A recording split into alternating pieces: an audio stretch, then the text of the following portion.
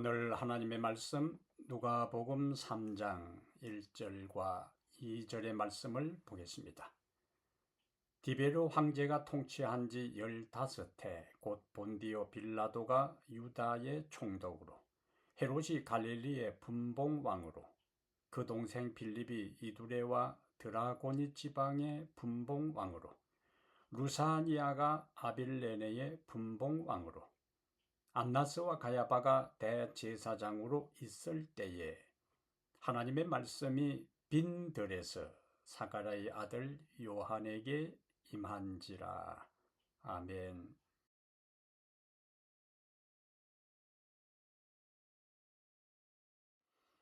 사랑하는 탁구마 교회 성도 여러분, 지난 한 주일도 주님 안에서 평안하셨습니까? 어지러운 세상 가운데서도 우리 하나님께서 주시는 말씀으로 평안을 경험하고 어두운 세상 가운데서도 빛 되시는 하나님의 말씀을 기준으로 하고 등대 삼아서 갈 길을 발견하고 마음의 허전함과 불안과 공허 속에서도 하나님의 말씀을 통하여 마음의 충만함을 경험하고 또 기쁨을 경험하는 이 저녁 말씀 시간이 되기를 바랍니다. 오늘은 누가복음 3장 1절과 2절을 중심으로 해서 빈들에 임하시는 하나님의 말씀, 빈들에 임하시는 하나님의 말씀, 이런 제목으로 하나님 말씀을 함께 살펴보겠습니다. 오늘 본문 누가복음 3장 1절과 2절에는 사람들이 많이 등장합니다. 총 8명의 인물이 등장하는데요. 이 8명의 사람들을 두 그룹으로 나눌 수가 있습니다. 첫 번째 그룹은 제1인자들 그룹입니다. 그리고 두 번째는 빈들의 사람입니다. 제1인자들 그룹에 속한 사람들은 7명인데요. 모두 당시에 명실상부 각계의 제1인자들로 대단한 사람들입니다. 먼저 이제 7명 제1인자 그룹에 속한 사람들을 살펴보겠습니다. 첫 번째 누가 나옵니까? 디베료 황제가 나옵니다. 로마 황제지요. 이 사람은 2000년 전 지중해 세계에서 최대 대제국이었던 로마 제국의 티베리우스 황제를 지칭합니다. 당시의 황제의 말은 곧 법이었지요. 제국 내의 모든 사람들의 생사 여탈권을 지닌 절대 권력자였습니다. 그는 제국의 백성들로부터 신으로 경배를 받았고 그를 위해 신전이 봉헌되었습니다. 자신이 살고 있던 왕궁의 곳간에는 세계 여러 나라를 정복해서 약탈해 온 수많은 금은 보화가 창고 가득히 쌓여 있었습니다. 그는 명실공히 로마의 제1인자였어요. 두 번째 인물이 나옵니다. 빌라도 총독 나오지요. 빌라도 총독은 기원 후 26년 바로 앞에 언급된 티베리우스 황제가 유대의 총독으로 임명한 사람입니다. 당시의 로마 총독은 이스라엘 땅에 주둔하고 있던 로마군의 총사령관 직책도 겸하고 있었어요. 로마 총독은 유대 땅에서 로마 정부에 바쳐지는 모든 세금에 대한 징세권을 가진 권력자였습니다. 심지어 당시에는 로마 총독이 유대 나라의 대제사장을 임명할 수 있는 권한도 가지고 있었어요. 그리고 유대 땅에서 벌어지는 모든 송사에 대한 최종 판결자였습니다. 그래서 우리가 신약 성경에서 보는 것처럼 예수님께서 유대 사내들인 회의에서 사형 판결을 받았지만은 결국에 빌라도의 법정에서 최종 사형 선고를 받고 빌라도의 명령에 의해 처형된 것을 우리가 볼 수가 있습니다. 그래서 빌라도는 유대의 총독으로서 유대 땅에서 그는 명실상부한 제1인자였어요. 그 다음에 세 번째 인물이 나와요. 헤롯 나오죠. 헤롯 안디파스 나옵니다. 우리가 잘 알고 있는 헤롯 대왕은 예수님께서 탄생하실 때에 그 예수님을 죽이려 했던 헤롯은 헤롯 대왕이고, 왜냐하면 신약 성경에 헤롯이 많이 나와요. 구분해야 되는데 예수님을 죽이려고 했던 헤롯은 헤롯 대왕이고, 오늘 본문에 나오는 헤롯은 그의 아들인 헤롯 안디바스예요. 본문에 보니까 그는 당시 갈릴리 지역의 분봉왕이었다 그랬습니다.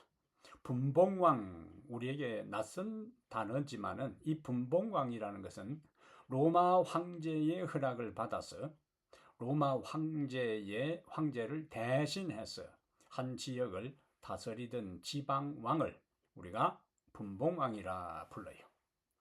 그는 비록 신분상으로는 로마 황제의 신하였지만은 자기가 다스리고 있는 지역에는 뭡니까? 왕이었어요. 자기 통치 구역 내에서는 왕으로서 절대 권력을 휘두르며 영화를 누리고 있었습니다. 헤롯 안디바는 그러니까 갈릴리 분봉왕이니까 갈릴리 지역에서 자타가 공인하는 제1인자였다 하는 이야기죠. 네 번째 인물이 또 나옵니다. 헤롯 빌립 나오죠. 헤롯 빌립은 바로 헤롯 대왕의 아들로서 앞에 언급한 헤롯 안디바, 헤롯 안티바스의 동생이었습니다. 이 헤롯 빌립은 이두레와 드라고니 지방의 분봉왕이라고 오늘 본문에서 이야기하고 있어요. 이두레와 드라고니는 갈릴리 북동쪽에 있는 영토였는데 헤롯 빌립은 그 지역의 분봉왕이었으니까 제1인자였어요.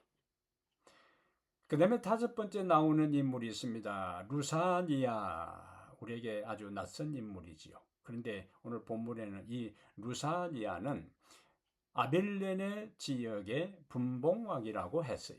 분봉왕이니까 이 루사니아도 역시 아벨레네 지역의 제1인자였습니다. 지금까지는 정치적인 지도자였고, 그 다음에 연결해서 누가는 안나스와 가야바를 이야기하고 있어요. 근데 3장 2절에 이 두 사람이 모두 대제사장이라고 언급합니다. 상식적으로 보면은 한 시대에 동시대에 대제사장이 두 명이 있을 수가 없습니다. 한 명만 있어야 되는데 첫 번째 나오는 이 안나스 대제사장 안나스가 자신이 대제사장직에서 물러나지 않을 수 없게 되었을 때에 임명권을 가진 로마 총독에게 뇌물을 주고 자기 사위를 대제사장으로 대신 내세웠어요.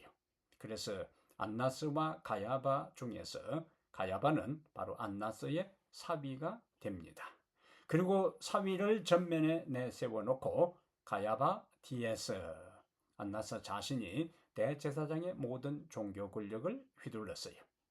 예수님께서 신문 받을 때에 처음에 이제 안나스에게로 갔다가 가야바로 가는 그 배경을 우리가 여기서 이해할 수가 있어요. 대제사장은 유대 종교의 최고 지도자입니다. 유대교 내에서 대제사장은 하나님의 대리인의 위치에 있어요. 대제사장의 말은 하나님의 말씀처럼 간주되었습니다. 대제사장들은 그와 같은 절대 권력, 직책과 권한을 이용해서 예수님 당시에는 막대한 부를 축적하고 부귀영화를 누렸습니다. 대제사장인 안나스와 가야바 역시 유대교 내에서는 당시 이스라엘 내에서는 제1인자로 군림하던 총독과 왕과 같은 존재가 바로 대제사장 안나스와 가야바였어요. 공통적인 특징이 있습니다. 누가가 먼저 언급한 7명의 이 로마 황제로부터 시작해서 총독과 그리고 분봉왕과 그리고 마지막 종교 세력의 정점에 있던 이 안나스와 가야바 이들은 다 자기 분야에서 그리고 자기 영토에서 제1인자의 위치에 있었어요. 절대 권력을 누렸어요. 그리고 군림하던 사람들이었고, 한마디로 그들은 세상적으로 출세하고 성공한 사람들이었고, 모든 사람들이 부러워하던 위치에 있던 사람들이었습니다. 누가는 오늘 본문에 이러한 7명의 사람들을 먼저 길게 나열한 다음에 그 마지막에 8번째 사람으로 빈들에 있는 제1인자들 그룹과는 달리 두 번째 그룹에는 단 한 사람만을 언급하고 있는데, 바로 그가 침례 요한입니다. 침례 요한의 행색을 성경에서 언급한 걸 보면요, 제1인자들과는 달리 이 7명과 제1그룹 7명과는 비교할 수 없을 정도로 외행적으로는, 신분적으로는 초라하기 그지없는 사람입니다. 제1그룹에 속한 7명의 사람들은 화려한 왕궁이나 대저택에서 살았습니다. 그러나 빈들의 침례 요한은 움막 하나 제대로 없었어요. 빈들이 침실이었고 하늘이 지붕이었습니다. 그래서 시대소망 102페이지에는 침례 요한의 유대 광야 생활을 이렇게 표현하고 있어요. 그가 자기 집으로 정한 곳은 인가에서 멀리 떨어진 외진 지역이었다. 그리고 황량한 언덕들과 거친 계곡들과 암굴들로 둘러싸인 곳이 바로 침례 요한의 거주지였다는 것을 시대소망 102페이지에는 언급하고 있어요. 사실 1인자들 그룹에 속한 7명의 사람들은 계절에 따라서, 유행에 따라서, 그리고 장소에 따라서 당시에 알려진 명품 옷을 바꾸어 입었을 것입니다. 그와 반면에 빈들의 침례 요한은 마태복음 3장 4절에 보면은 침례 요한의 옷에 대한 것들을 낙타트롯에 가죽띠를 두르고 있었다 그랬습니다. 1인자들 그룹에 속했던 7명은 끼니 때마다 어떤 음식을 먹었을까요? 진귀한 음식으로 진수성찬을, 산의 진미를 차려놓고 진수성찬을 즐겼을 것입니다. 그러나 빈들의 침례 요한의 주식은 메뚜기와 석청이었다고요. 여기 석청은 야생꿀을 의미합니다. 그가 입고 있는 옷은 낙타트롯의 가죽띠가 전부였고, 그가 먹는 음식은 메뚜기와 석청, 야생꿀이 전부였습니다.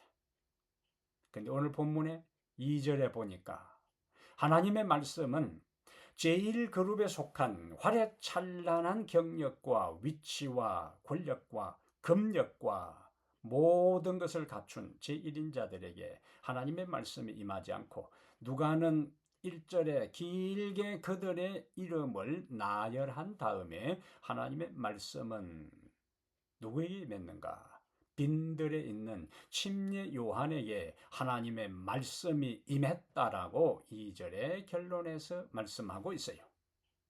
하나님의 말씀은 이 세상에서 각각 제1인자의 자리에서 군림하고 있던 제1인자 그룹의 7명에게 임하지 않았다는 말씀이에요. 하나님의 말씀은 화려한 왕궁이나 장엄한 대저택에 살고 있던 대제사장에게 임하지 않았다는 거예요.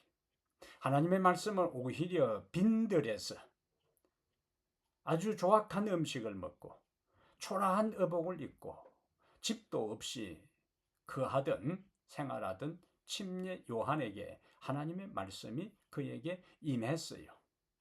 그 말씀의 내용은, 침례 요한에게 임했던 하나님의 말씀은 누가복음 3장 6절에 모든 육체가 하나님의 구원을 보리라 하는, 모든 육체가 하나님의 구원을 보리라 하는 참으로 중요하고 의미 있는 귀중한 말씀이었습니다. 그런데 침례 요한에게 하나님의 말씀만 임한 것이 아니었어요. 모든 육체가 구원을 보리라는 하나님의 말씀만 그에게 임해서 침례 요한은 광야에서 빈들에서 하나님의 말씀만 받은 것이 아니라 예수님께서 처음 봉사를 시작했을 때에, 처음 공중사역을 시작했을 때에 예수님이 하나님께서 보내신 메시아 그리스도이심을 알아보고 보라 세상죄를 지고 가는 하나님의 어린 양이로다라고 외쳤던 사람이 바로 침례 요한이었어요. 다른 말로 하면은 예수님이 이 세상에 오셨을 때 공개적으로 예수님이 구약 시대의 수천 년의 역사를 통해서 하나님께서 반복해서 예언하시고 강조하시고 약속하시고 말씀하셨던 그 메시아가 바로 예수님이라는 사실을 깨닫고 백성들에게 외쳤던 인물이 침례 요한이었어요. 그렇다면 여러분, 하나님의 말씀은 제1인자 그룹, 세상적으로 권력의 정점에 있고 화려하고 장엄하고 멋진 곳에 살고 있던 세상의 모든 권력을 가지고 있던 그들에게 임하지 않고 왜 그들은 또 메시아를 알아보지 못했을까요? 침례 요한에게 하나님의 말씀이 구원의 기별이 임했고 침례 요한은 예수 그리스도가 메시아인 것을 알아볼 수 있었는데 왜 세상적으로 더 똑똑하고 더 많은 것을 가지고 더 정보망도 더 꼼꼼히 촘촘히 연결되어 있어서 모든 정보를 통달하고 있던 그 1인자의 자리에 있던 사람들이 왜 메시아를 알아보지 못했을까요? 그들은 모두 이 세상에서 가장 잘난 사람들이었기 때문이었습니다. 그들은 각자 자기들이 있는 곳에서 그들의 생각과 말이 곧 기준이었어요. 법이었습니다. 그들의 행위는 언제나 정당했고 정의는 항상 그들 편이라고 스스로 생각했어요. 자신들이 죄인이라는 것은 아예 꿈에도 생각하지 않았습니다. 따라서 내가 이 세상에 온 것은 의인을 부르러 온 것이 아니라 죄인을 불러 회개시키러 왔노라고 말씀하셨던 예수님을 그들은 필요로 하지 않았습니다. 그래서 그들은 예수님을 환영하지 않았어요. 오히려 유대 나라에 있던 모든 그 총독과 분봉왕들과 제사장들은 연합해서 그들을 구원하기 위해 오셨던 예수님을, 하나님의 아들을, 구원자를 오히려 음모하고 연합해서 죽이는 데 앞장섰습니다.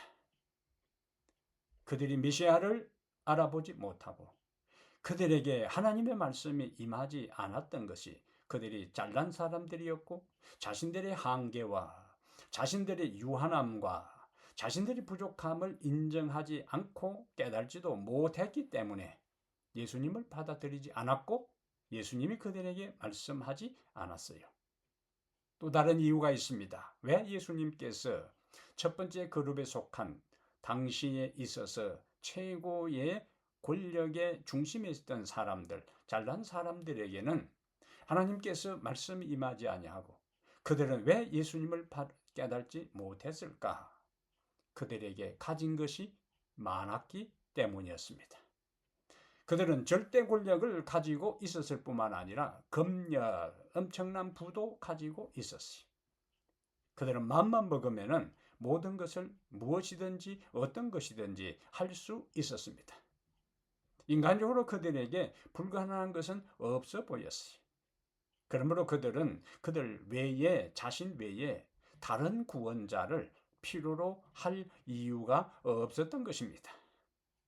그래서 이 땅에 메시아로 오신 예수님께서는 그들에게 말씀하실 수도 없었고 그들에게 임하실 수가 없었습니다. 다시 말하자면 그들에게는 예수님이 임하실 빈 공간, 빈 자리가 없었어요.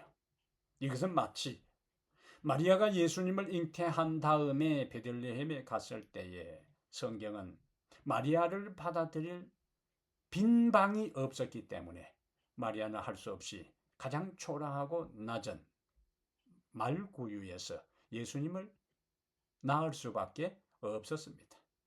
베들레헴 여관에 빈 자리가, 빈 공간이, 빈 방이 없었기 때문에 주님이 그곳에 계실 곳이 없었던 것처럼 1그룹에 속한 7명의 사람들은 그들의 마음에, 그들의 삶에, 그들의 생각에 주님이 거할 공간이 없었어요. 권력으로 가득 차 있었고, 야망으로 가득 차 있었고, 세상적인 명예로 가득 차 있었고, 세상적인 물질로 가득 차 있었기 때문에 예수님이 그들의 마음에 있을 공간이 없었습니다. 그렇다면 여러분, 어떻게 해서 하나님의 말씀이 요한에게만 임했을까요? 요한은 오늘 본문에 보니까 빈들에 있었다고 했어요. 요한은 빈들의 사람이었어요. 그의 심령이 빈들이었습니다. 그의 가진 것이 빈들이었기에 아무것도 없었어요. 빈들에서 생활하던 침례 요한에게 있어서 그는 자신의 한계를 알고 있었어요. 자신이 죄인임을 알고 있었습니다. 자신의 부족함을 잘 알고 있었어요. 그는 소유한 것이 아무것도 없었고 의지할 존재도 없었어요. 그의 심령은 온통 그리스도를 향한 빈들이었습니다. 그래서 침례 요한은 메시아를 간절히 필요로 했기에, 하나님의 말씀을 간절히 갈망하고 소망했기에 하나님은 그에게 말씀하셨고, 하나님은 그에게 예수 그리스도를 볼 수 있는 영안을 열어주신 것입니다. 그 침례 요한의 심령의 빈들 속에 예수님이 말씀으로 임했고, 예수님이 그에게 육체로 가까이 오셔서 자신이 메시아이심을 드러내 보이셨어요. 예수님은 마태복음 5장 3절에 첫 번째 팔복 가운데 어떤 말씀이 있죠? 심령이 가난한 자는 복이 있나니 천국이 저희 것임이요라고 했습니다. 심령이 가득 찬 사람, 다른 세상적인 권력과 부와 명예와 욕망으로 가득 찬 사람 속에 하나님의 천국이 임할 수가 없어요. 예수님의 말씀이 들려질 수가 없습니다. 예수님이 그들의 마음에 임할 공간이 없어요. 그러나 침례 요한은 빈들에 있었습니다. 그가 빈들이라는 공간에 있었고 그의 심령이 빈들이었습니다. 아무것도 없었어요. 그래서 그 빈 공간에, 그 빈 자리에 예수님이 임할 수가 있었어요. 우리는 예수님의 12 제자 가운데 유다만 남방 유다 출신이고 11명은 다 북쪽 갈릴리 출신들입니다. 예수님은 예루살렘의 정규 교육을 받은 예루살렘의 엘리트 젊은이들을 자신의 제자로 선택하지 않았어요.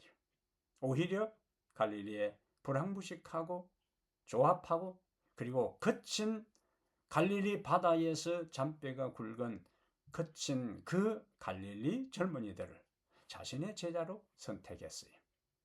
그들은 배운 것도 없습니다. 그들은 가진 것도 없습니다.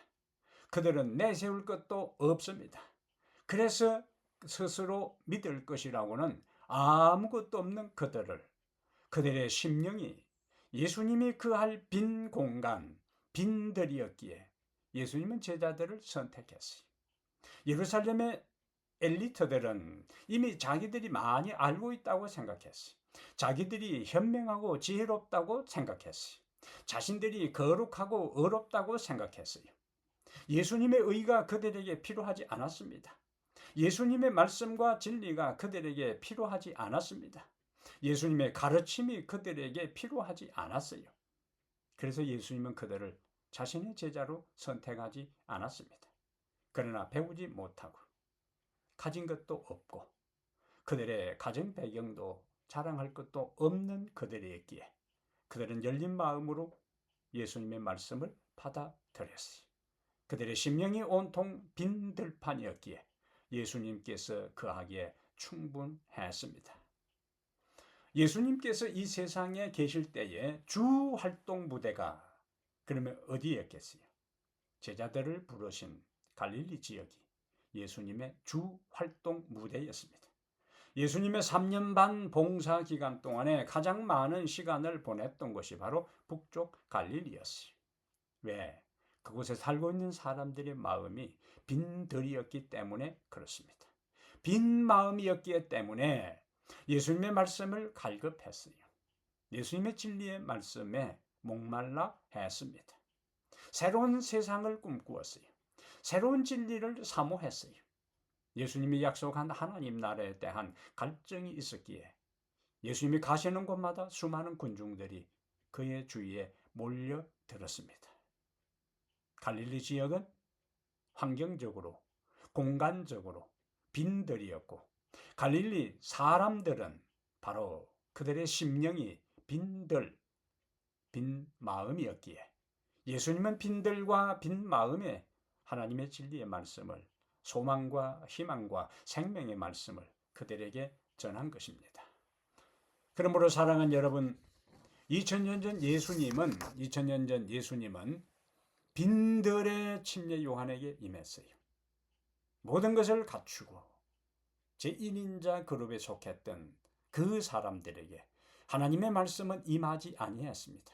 오늘 본문에 보니까 7명의 사람들까지 길게 나열할 때에 그들에게 하나님이 임했다고 말씀하지 않았어요. 그 마지막 8번째 등장하는 빈들에 있는 침례 요한에게 하나님의 말씀이 임했다고 말씀한 것입니다. 오늘날에도 예수님께서는 어김없이 그 심령이 빈들인 사람들에게 임합니다. 마음이 비워져야, 마음이 겸손해야 그 빈자리에 예수님이 임하실 수 있기 때문입니다. 오늘 우리들 자신을 한번 되돌아보시기를 바랍니다. 오늘 우리 교회의 형편을 생각해 보시기를 바랍니다. 우리들 자신들이 남들처럼, 그리고 우리 교회가 다른 교회처럼 가진 것도 자랑할 것도 내세울 것도 아무것도 없습니다. 빈들입니다. 그래서 우리는 더욱 주님을 간절히 사모합니다. 그분의 은혜를 구합니다. 그분의 도움과 능력과 임재를 간구합니다.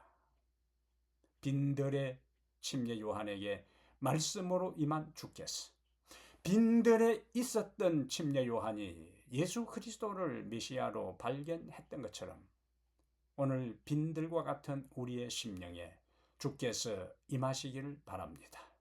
오늘 빈들과 같은 우리에게 주께서 말씀하시기를 바랍니다. 빈들과 같은 우리 교회에 주의 은혜와 주의 임재와 주의 권능이 임하기를 간절히 소망합니다. 그리하여 우리의 빈 마음에 주의 말씀이 임하고 주의 은혜가 임하고 주의 은혜와 말씀이 임한 성도들 한 사람 한 사람이 모이는 우리 교회에 하나님의 말씀이 임하고 하나님의 권능과 능력이 임하여 세상적으로 더 이상 비교할 것도 없이 부러워할 것도 없이 하나님의 은혜와 하나님의 임재와 하나님의 권능과 하나님의 인도 속에서 살아가는 축복의 사람들, 축복의 성도들, 그리고 우리 교회가 되기를 이 시간에 진심으로 축복합니다. 은혜로우신 우리 하나님, 빈들의 침례 요한에게 말씀이 임하셨던 우리 주님이시여, 오늘 우리의 빈 마음에 말씀하여 주시옵소서. 오늘 연약한 우리에게 권능으로 임하여 주시옵소서. 오늘 죄된 우리에게 의로움으로 임하여 주시옵소서. 그리하여 세상적으로 자랑할 것도 내세울 것도 뽐낼 것도 없는 보잘것없는 우리들에게 우리 교회의 주님이여 은혜로 임하여 주시옵소서. 임재하여 주시옵소서. 권능으로 임하여 주시옵소서. 그때 비로소 우리는 제1그룹에 속했던 제1인자들과 같지 아니한 것을 부끄러워하지 아니하고 초라하게 생각하지 아니하고 기죽지 아니하고 의기소침하지 아니하고 가진 것이 없기에 부족한 것이 많기에 연약하기에 더욱 주님을 의지하고 주님을 바라보며 주님을 갈망하고 주님을 소망하며 살아가는 저희들 모두 되게 하여 주시옵소서. 우리 주 예수 그리스도 이름으로 간절히 기도하옵나이다. 아멘.